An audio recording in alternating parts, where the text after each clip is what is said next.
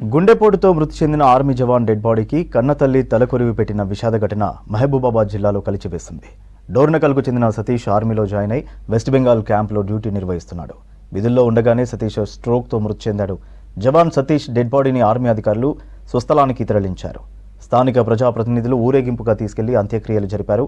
వృద్ధురాలైన సతీష్ తల్లి స్వయంగా అంత్యక్రియలు నిర్వహించడం స్థానికులకు కంటనీరు తెప్పించింది.